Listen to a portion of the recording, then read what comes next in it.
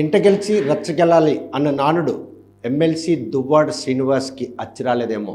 6 నెలలుగా కుటుంబ కలహాల నేపథ్యంలో ప్రజాక్షేత్రం నుండి దూరంగా ఉండి ఆ సమస్యలన్నీ సద్దుమణిగి ఇప్పుడిప్పుడే రచ్చగెలిచిన ఆయనకి మళ్ళీ ప్రతిపక్షంలో ఉన్నటువంటి ఎమ్మెల్సీగా ప్రభుత్వం నుండి ఎప్పుడో 2 ఏళ్ల క్రితం పవన్ కళ్యాణ్పై అనుచిత వ్యాఖ్యలు చేశారని పోలీసులు 41A నోటీస్ను అందజేశారు. అయితే 2 ఏళ్ల క్రితం జరిగినటువంటి ఏదైతే సోషల్ మీడియా ప్లాట్ఫారంగా ఆయన చేసిన అనుచిత వ్యాఖ్యలు అయితేనేమి, అదేవిధంగా అనుచిత పోస్టులు అయితేనేమి, ఈ విషయాన్ని 2 ఏళ్ల తర్వాత ఎందుకు తనపై ఈరోజు 41A నోటీస్ జారీ చేశారని ప్రశ్నిస్తున్నాడు ఎమ్మెల్సీ దువ్వాడ శ్రీనివాస్ మనతో ఉన్నారు. చూస్తే కనుక ఇంటి గెలవకపోయినా కూడా ఇప్పుడిప్పుడే ఆ ఇంటి సమస్యలను సర్దుమనిసి రచ్చ గెలిచేందుకు చేస్తున్న పనుల్లో రచ్చ నుండి ఈరోజు పవన్ కళ్యాణ్పై చేసిన అనుచిత వ్యాఖ్యల కారణంగా పోలీసులు అరెస్ట్కి రంగం సిద్ధం చేసేందుకే 41A నోటీస్ జారీ చేశారన్నట్టు ఉదంతులు బయట. మీరేమనుకుంటారు? పవన్ కళ్యాణ్ విమర్శిస్తే పవన్ కళ్యాణ్ ఎవరు అసలు? ఏం విమర్శిస్తే ప్రాబ్లం ఏంటి?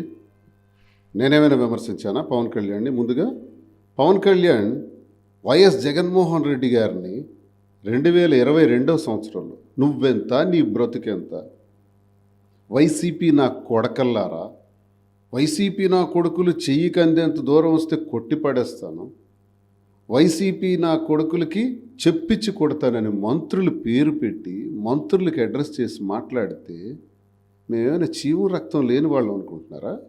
లేకపోతే చూస్తూ ఊరుకుంటాం అనుకుంటున్నారా?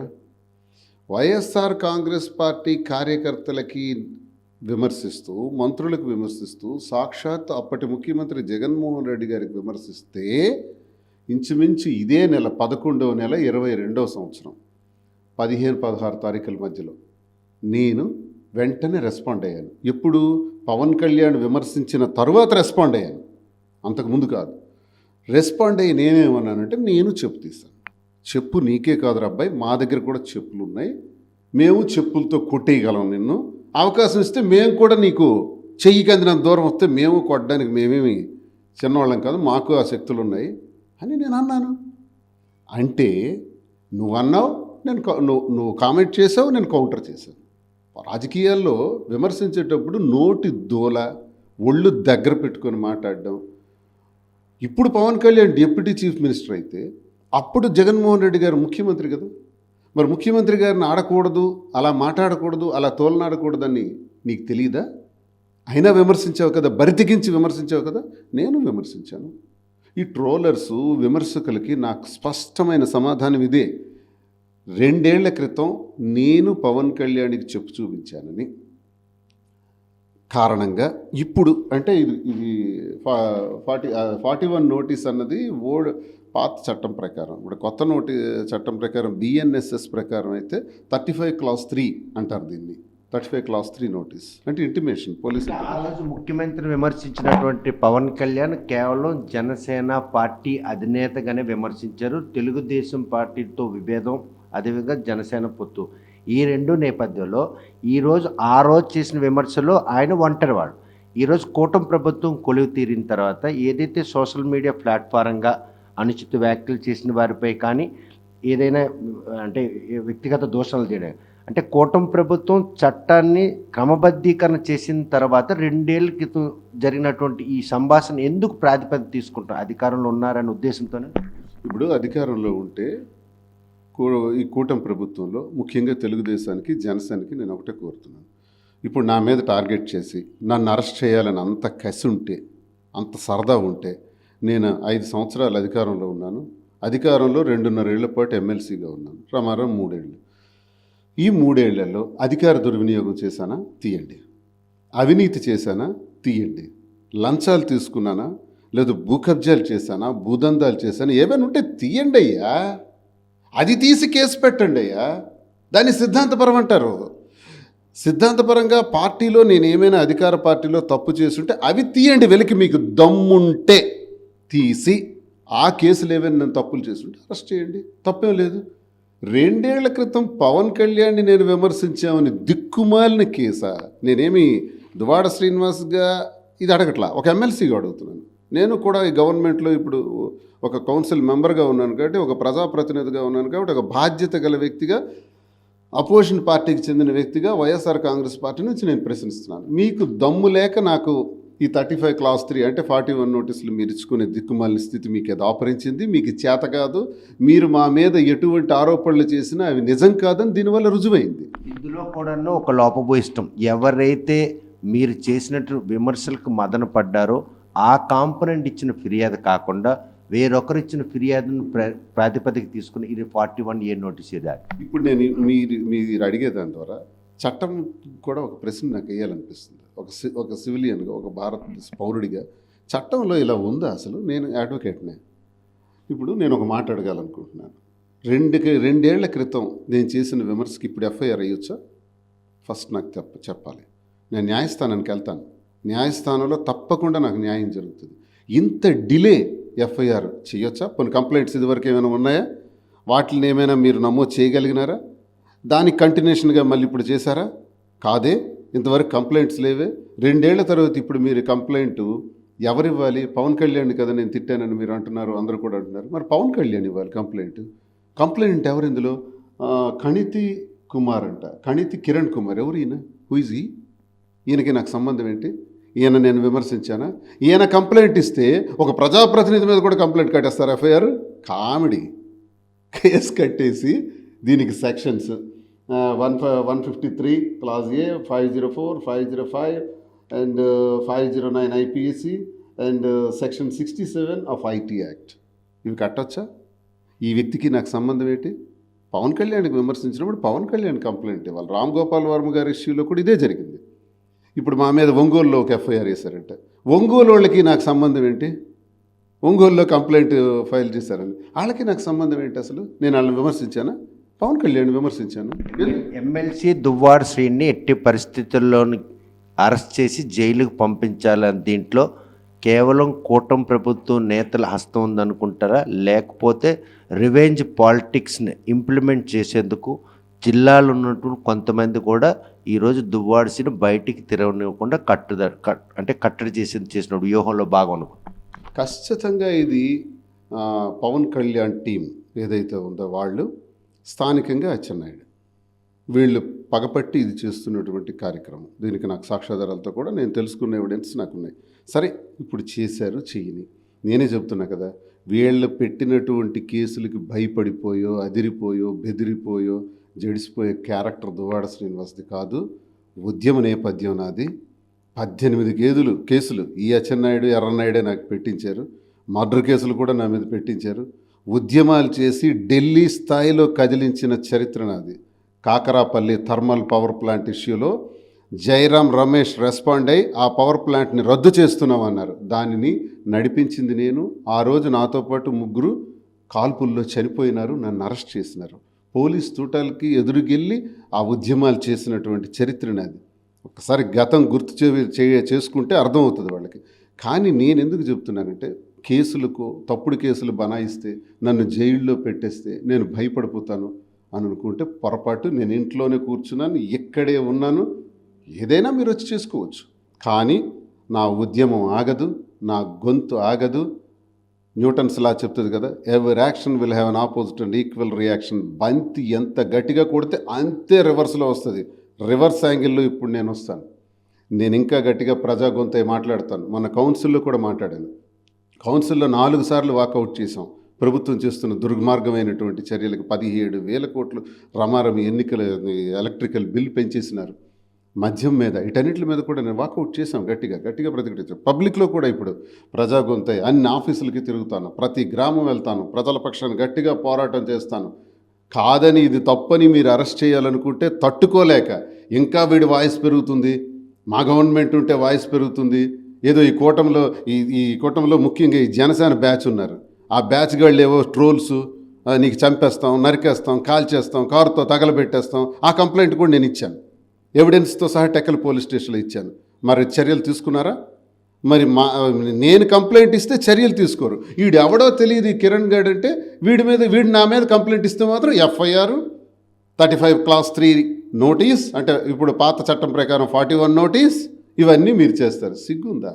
అసలు పోలీస్ చర్యలు కూడా నేను అడుగుతున్నాను, గవర్నమెంట్ ఎవరైనా ఉంటాం, ఇవాళ వాళ్ళు ఉన్నారు, నిన్న మేమున్నాం, రేపు మళ్ళీ వస్తాం మేము, అధికారంలోకి వచ్చిన తర్వాత ఇలాంటి కక్ష సాధింపు చర్యలు చేసుకుంటే, అసలు నేనే అనుకుని ఉంటే, గత 5 ఏళ్లలో అధికారంలో ఉండేటప్పుడు నేనే అలా అనుకుని ఉంటే అచ్చెన్నాయుడు ఉంటాడా? టీడీపీ వాళ్ళు కానీ జనసేన బ్యాచ్ కానీ ఒక్కడ ఉంటాడా? మేమే అలా ఆలోచించుంటే. టీడీపీ జనసేన కలుస్తుందనే విషయం 5 ఏళ్ళు మీకు ఎక్కడ కూడా స్మెల్ కూడా ఐడెంటిటీ కాలేదు. చివరి క్షణంలో జరిగినటువంటి ఆ కలయిక మాత్రం కూటమి రూపంలో ఈరోజు 2024 సార్వత్రికలు.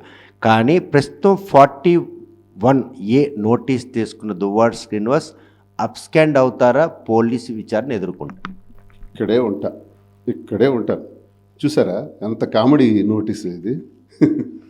ఇందులో ఏం చెప్పాలి, సాధారణ 41 నోటీస్ ఏంటంటే మీ మీద బిలో 7 years సెక్షన్స్ మన పనిష్మెంట్ ఏదైతే ఉంటుందో అది స్టేషన్ బెయిల్ ఇవ్వచ్చు. అబోవ్ 7 years అన్నది అరెస్ట్ చేసి కోర్టులో ప్రవేశపెడతారు పోలీసు వారు, ఇది రూల్. బిలో 7 years కాబట్టి నాకు పెట్టిన సెక్షన్స్ అన్నీ నాకు స్టేషన్ బెయిల్ వచ్చేస్తుంది. స్టేషన్ బెయిల్ ఇవ్వటానికి ముందు ఒక నోటీస్ ఇస్తారు, అదే 41 నోటీస్ చట్టం. ఆ నోటీసులో ఏమని రాస్తారంటే ఏ తేదీ ఎన్ని గంటలకు నేను ఆ స్టేషన్కి వచ్చి వివరణ ఇవ్వాలో స్పష్టంగా రాస్తారు. ఇక్కడ చూడండి, ఈ క్రింద పేర్కొనబడిన అధికారి వారి దర్యాప్తులో భాగంగా ఈ క్రింద పేర్కొనబడిన తేదీ మరియు సమయంలో టెక్కలి పోలీస్ స్టేషన్ వద్దకు హాజరగుటకు గాను అని చెప్పారు. డేట్ రాయలే. ఎప్పుడు నోటీస్ ఇచ్చారో డేట్ రాయలేదు, ఎప్పుడు నాకు రమ్మంటారో డేట్ రాయలేదు.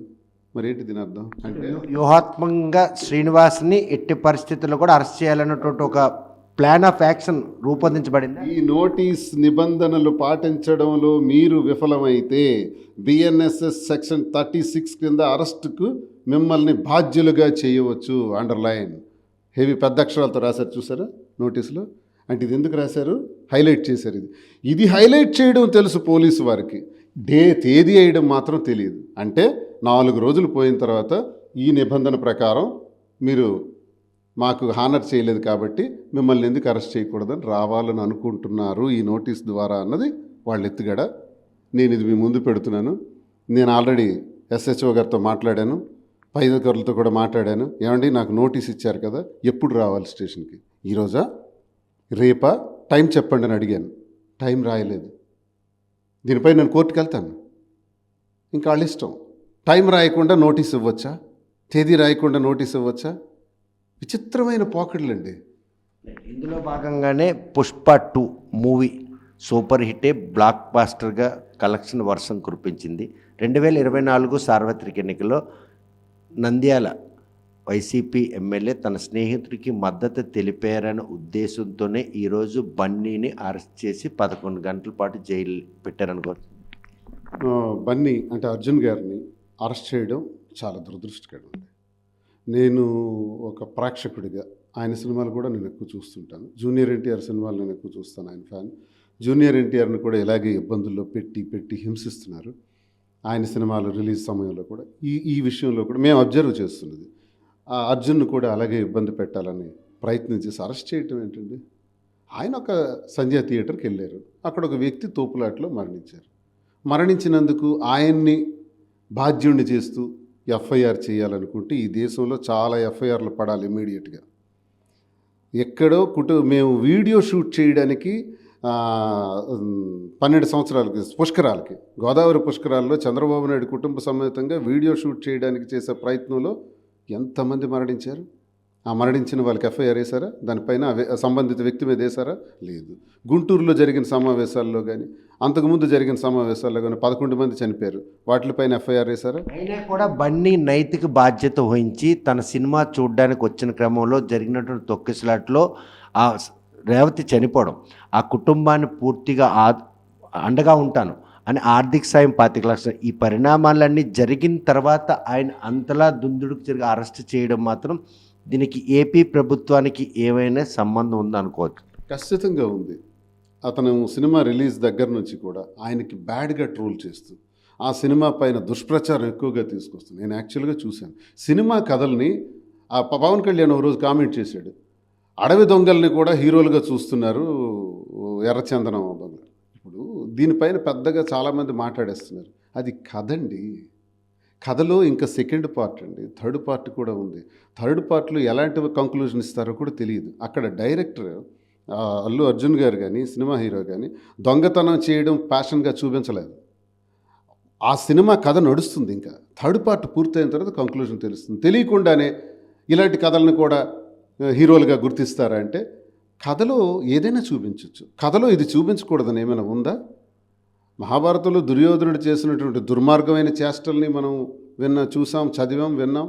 అలాగే కృష్ణ పరమాత్ముడు పంచపాండవులైనటువంటి వాళ్ళ ధర్మమైనటువంటి వివిధ పద్ధతులను కూడా విన్నాం. అది కథ, అది పురాణాల్లో వచ్చినటువంటి కథ, ఇతిహాసాల్లో వచ్చినటువంటి కథల్ని బేస్గా తీసుకున్నవి ఇవన్నీ. ఈ కథ రూపుదాల్చుకునేటప్పుడు సెన్సార్ బోర్డు రిలీజ్కి ముందు 80% దాన్ని పర్సూ చేస్తుంది. దాని క్లియరెన్స్ వచ్చిన తర్వాత కూడా ఇంతలా ఆ సినిమాపై అక్కసెందుకు? ఆయన పైన జాతీయ అవార్డు తెచ్చిపెట్టిన పుష్ప 1 ఆశేష ఆ ప్రేక్షక ఆదరణ పొంది, పుష్ప 2 కూడా దాని అంతకంటే ఎక్కువ ఆదరణ పొంది. ఈ నేపథ్యంలో ఒక మహిళ తొక్కిసలాట్లో చనిపోవడం, దాని నైతిక బాధ్యత ఆర్థిక సాయం చేయడం, అండగా ఉంటాను ఆమె, ఇన్ని జరిగిన తర్వాత అరెస్ట్ వెనక ఈ రాజకీయ ప్రమేయం ఉండడం ఏ స్వలాభం కోసం అని అనుకోరు. ఇప్పుడు అదే కదా నేను చెప్పాను, పవన్ కళ్యాణ్ చేసిన కామెంట్ బట్టి చూస్తే ఇక్కడ ఆంధ్రప్రదేశ్ ప్రభుత్వంలో కీలక పాత్ర జనసేన పార్టీ పోషించిందని అల్లు అర్జున్కి సంబంధించి అరెస్ట్లో, దానికి తెలుగుదేశం ప్రభుత్వం మరి ఎలాగో వాళ్ళు అధికారంలో ఉన్నారు కాబట్టి సపోర్ట్ చేసి ఈ అరెస్ట్కి కారకులైనారు. దీనివల్ల అల్లు అర్జున్కి ఖ్యాతి పెరిగింది. అన్యాయంగా ఆయన అరెస్ట్ చేశారనే 100% నోళ్ళు కూడా మాట్లాడుతున్నాయి. ఎవ్వడు కూడా అతను అరెస్ట్ చేయడం కరెక్ట్ అనలేదు. ఎందుకంటే రైట్ టైంలో అతను రెస్పాండ్ అయినాడు. రెస్పాండ్ అయ్యి ఆ కుటుంబానికి అండదండగా ఉంటానని చెప్పాడు. అతనికి తోచిన విధంగా ఆర్థిక సహాయం కూడా చేశాడు. చేసిన తర్వాత ఇంక చర్యలు ఏంటి పోలీస్ చర్యలు? సడన్గా ఇమీడియట్గా ఏంటి ఆ చర్యలు? కామెడీ విషయంలో తెలంగాణ ముఖ్యమంత్రి రేవంత్ రెడ్డి కూడాను ఆయన ఏమైనా సైనికుడా, దాన్ని అంతలా రచ్చ చేయాల్సిన అవసరం ఏముంది? ఈ విషయంపై ఫ్యాన్స్ ఎవరైనా కూడా ఎక్కడైనా ఆందోళన చెప్తే కేసులు నమోదు చేస్తామనడం ఒక ముఖ్యమంత్రికి ఈ విషయంపై అంతలా ఆసక్తి ముఖ్యమంత్రికి తగదండి. అలా సినీ నటులను విమర్శించాలనుకుంటే రామారావు గారి నుంచి, శివాజీ గణేష్ గారి దగ్గర నుంచి, జయలలిత గారి దగ్గర నుంచి వాళ్ళ నటులుగానే ముఖ్యమంత్రులు అయ్యారు, రాజ్యాలు ఏలారు, ఉన్నత స్థాయికి వచ్చారు. కళ అంటే కళని అలా విమర్శించకూడదండి.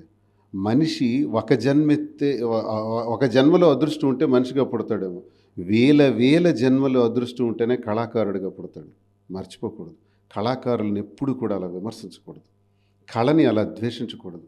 విమర్శిస్తే చరిత్రహీనులు అయిపోతారు. కళని ద్వేషించేవాడు ఎవడు కూడా చరిత్రలో బాగుపడాల. కళది ఆయన కళని వాళ్ళు ఏదో వస్తారు, డబ్బులు సంపాదించుకుంటారు, నటించేస్తారు. మనందరం వెళ్తున్నాం కదా, దాన్ని ఎంటర్టైన్ చేస్తున్నాం కదా. ఇంత బిజీ లైఫ్లో కూడా 2 hours ఎంజాయ్ చేసి చూస్తున్నాం ఆ సినిమాని. అందులో ఆయన కళ ప్రదర్శిస్తున్నాడు కదా, ఆ కళని విమర్శించడం ఏంటి? తప్పది. ఆ ప్రస్తావన కూడాను రేవంత్ రెడ్డి చేశారు. ఒక సైనికుడు కాదు, కేవలం సినిమా తీశారు, ఎన్కాష్ చేసుకున్నారు, లాభాలు వచ్చినాయి, అయినా కూడాను ఇలా ఇచ్చేయడం ఎంతవరకు అని చెప్పి ఆయన కూడా ఆ మాట కూడా స్పష్టంగా చెప్పారు. అది తీవ్రంగా నేను ఖండిస్తున్నాను.